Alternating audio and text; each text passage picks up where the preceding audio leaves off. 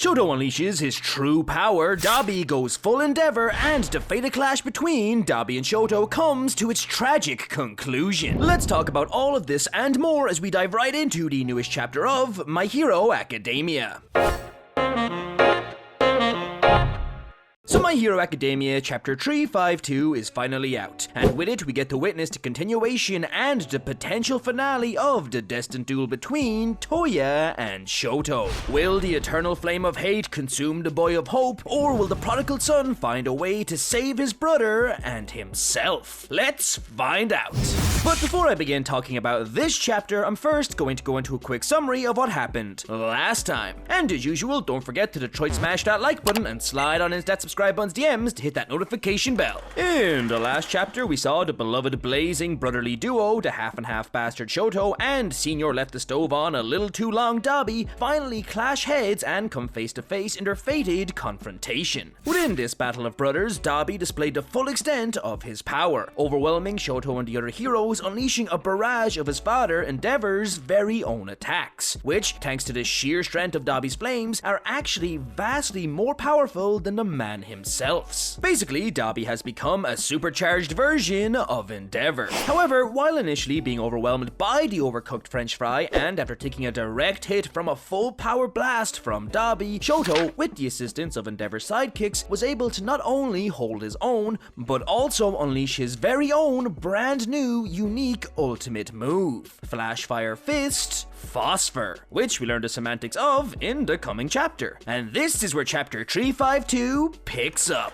This chapter opens up with a flashback to the school dorm rooms the night before the war started, where we see Midoriya is questioning whether or not Shoto should be the one to fight his brother. But Shoto reassures Deku that he should, as it is his duty, because Dabi is the epitome of the Todoroki family's sins, and it's up to him as a hero to make up for his family. Which is kinda fucked up, but yeah, I get it. And to reassure everyone that he can in fact handle this fight, Shoto then shows off his new ultimate technique to the entire class, making a flaming X appear across his body. Kaminari, curious about this technique, starts poking at the flames, and notes how the flames don't actually burn to touch. Shoto then releases the technique, mentioning how it's extremely hard to maintain the focus required to use it, but also explains what exactly this new ability is. And it's here where Shoto reveals that this new technique is the perfect culmination of both his fire and ice. By pushing his body to its absolute limit, Shoto can use his heart as a bridge between his fire and ice, allowing his flame cells to transfer to the right side of his body and his ice cells to transfer to the left, causing them to come in perfect balance with one another, creating a fusion of these two elements. Basically, by focusing really hard, Shoto is able to fuse his ice and fire together, allowing him to create flames of any temperature, so they can burn or they can freeze. That's right, Shoto has freezing flames, which is super useful when you think about it, as not only can he create these flames from all over his body, but the weaknesses of one element counteracts the other, creating a true ultimate move. But anyway, once Shoto explains this to the class, he then gets lost in his own thoughts, thinking to himself that his father wanted a perfect son who could use ice to reduce the heat in his body. But in fact, he is walking a path in the opposite direction entirely. Rather than using the ice to cool the flames, he has combined the ice with them, which Shoto takes solace in noting that he has finally accepted there is more to him than just being his father's successor. And because of this, he smiles at Deku and says, "This is my power. Thank you."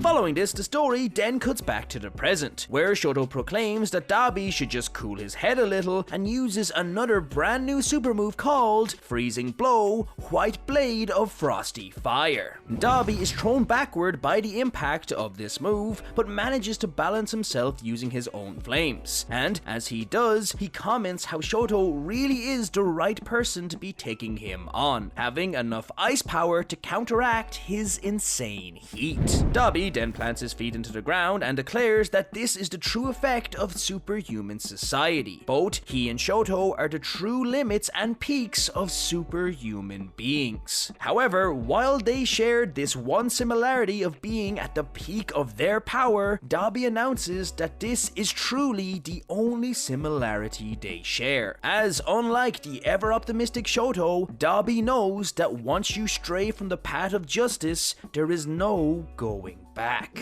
And as this is declared, Dabi unleashes his quirk, causing huge, and I'm talking huge, pillars of fire to emerge from the ground, devastating everything in the area. Which is actually a supercharged version of another of Endeavor's attacks called Hell Minefield, which Endeavor first used in the Vigilante spin-off. This massive attack catches Shoto off guard, nearly burning the young hero to a crisp while he tried to regain his focus on his new super move. However, Shoto was saved by Endeavor's sidekicks, who used their quirks to change the trajectory of the flames while also taking the brunt of the attack themselves, knocking all of them unconscious. Grateful for granting him just the amount of time he needed, Shoto thanks the heroes for their help, and as he charges up his new ultimate move, we see a sequence inside Shoto's head with him saying that he always thought he was cursed to have a lonely existence because of his blood and his past. But after a while he realized that wasn't quite the case. That despite all of his self-doubt, the friends he thought were always miles ahead of him were right behind him, cheering him on, and always supporting him when he needed them the most. With these thoughts in his head, Shoto then builds up his new freeze flames to their maximum power, and as he propels himself with insane speed towards Dabi, he says that despite what Dabi may think, it is possible to change the course of your life, no matter how difficult it may be.